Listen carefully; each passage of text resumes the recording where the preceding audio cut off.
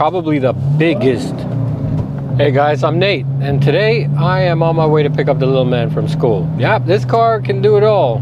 Daily driving a manual Hellcat, not a big deal, even when you're picking up the kids from school. All right, so on the topic of picking up your kids from school, let's talk about the differences between the Challenger and the Charger and why you may want to pick one over the other. So let's start with the obvious.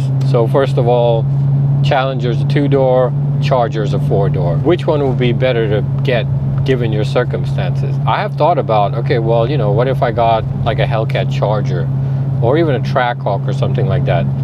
Wouldn't it be easier? And yeah, I'm here to tell you, I had a Subaru STI, which is a 4-door, and it is a little bit easier to get your kids in the back of a 4-door car. So obviously with a 4-door car, there's less steps involved to get your kid in the back, right? Open the door, they go in the back, that's it. And getting a child seat buckled, trying to do all of that while you're leaning in through the front of a 2-door car, it's a little bit harder, a little bit more work. It's not that bad. And if you see my video on a Hellcat versus a Prius, which one's the best family car, you'll see I go through all the motions of getting in the back, how much leg room there is, how hard it is to get in and out of the Prius, which is a 4-door, versus the Hellcat, which is a 2-door. And it's not that big of a difference. Definitely manageable. So you could have kids in a 2-door car and they'll be perfectly comfortable back there. Plus, they'll be in a Hellcat Challenger, so what are they complaining about, right? Now, also another thing I thought about was cargo space. So, like with a Trackhawk, so it's not a Charger, but a Trackhawk, there's a significant amount of cargo space in there compared to what you'll get in the Charger or the Challenger even. Depends on your lifestyle, how much stuff you're hauling around, but in that same video, Hellcat versus Prius, you can see you can fit pretty much most of your child gear that you're gonna need to stow in the trunk of a Challenger. So I think you'd be fine with a Challenger. If that's your main issue, 2-door versus 4-door, I think you'll be fine in a Challenger, maybe a little bit more comfortable in the Charger. So next thing is the looks, and that's really up to personal taste. I personally really love the looks of the Challenger. I have since they first came out in 2009. So for that reason alone, I would choose a Challenger over a Charger because the looks wise, but the Charger looks pretty mean. So there's really, you know, nothing wrong with that car. I love that too.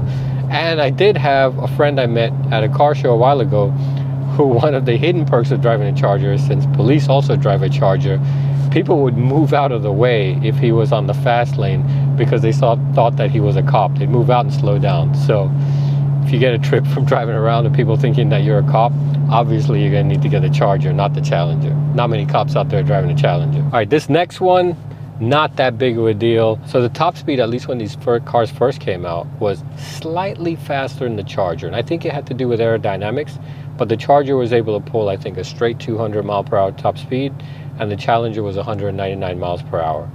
So if that 1 mile per hour is really what you're looking for, then you're gonna want the Charger over the Challenger.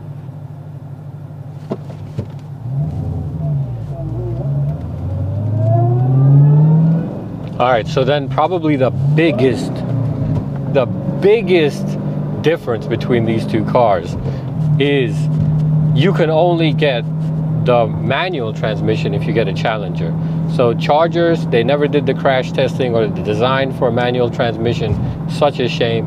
You can only get a Charger with the automatic. If you really want a manual transmission, you must get a Challenger. That's just the way it is.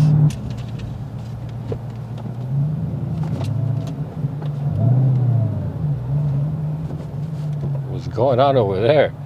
I was like, should I go? Should I not go? Undercover Yukon next to us.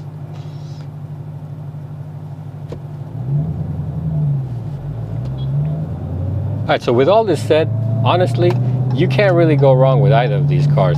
They're excellent cars, excellent daily driving cars.